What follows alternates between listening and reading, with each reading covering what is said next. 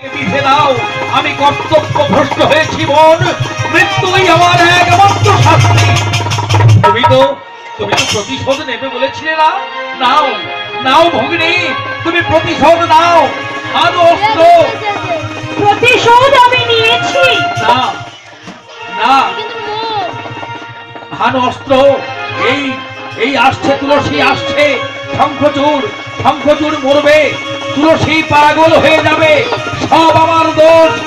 কুলতিপাগ নরকে, ওগো নরকেও আমার কোনোদিন ঠাঁই হবে না। কই কই কোথায় সেই ছদ্মবেশী লম্পট? ওরে তুই শিখে আছিস?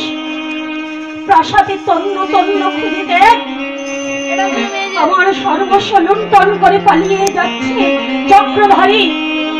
ধর ধর, চলে গেল, পালিয়ে গেল। পিতা, তোমার অভিশাপ সার্থক।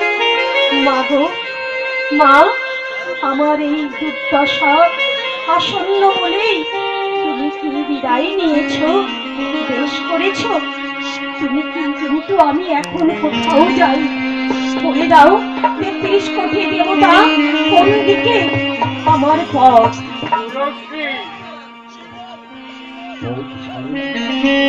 পথ ছাড়ো, স্পর্শ করো না। কেঁদো না তুলসী, কেঁদো না, তোমার কোনো অপরাধ নেই। আমি এখনো বলছি, তুমি আমার সাথী স্ত্রী।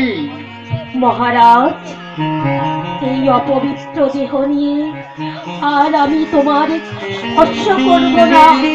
আমি যাচ্ছি সেই লম্পটের সম্বন্ধে।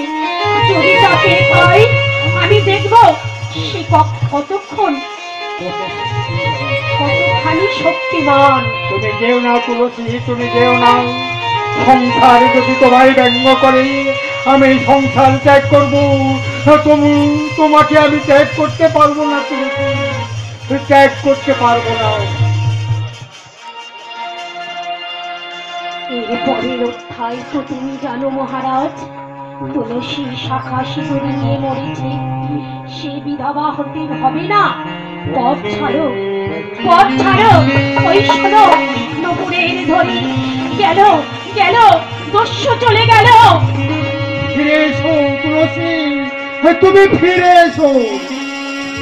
দেখো না, নপুরের ধরি মিলিয়ে গেল। তুলসীর দেবতা দূর থেকে প্রণাম করে যাচ্ছে। নিয়ে যাই, তুমি এসো, বেশি দেরি করো না।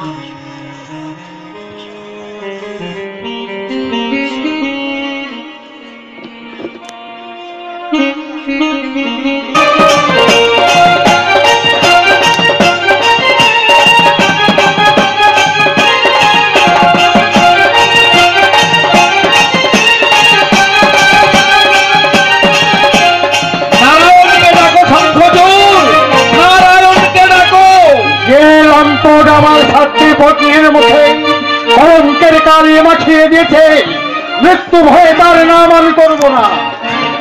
বেঁচে যাবে, আসতে আমার লজ্জা হচ্ছে মহেশ্বর। আমাকে আশ্রয় করে তুলসী প্রাণ দিলে আমি এখনো বেঁচে আছি। কথা শোনো শঙ্খচূড়, এখনো নারায়ণকে ডাকো। তুমি ঠাকুর বলুকান পাতলা, নারায়ণ আমার মাথায় কাঁঠাও ভাঙবে আর আমি নারায়ণকে ডাকবো?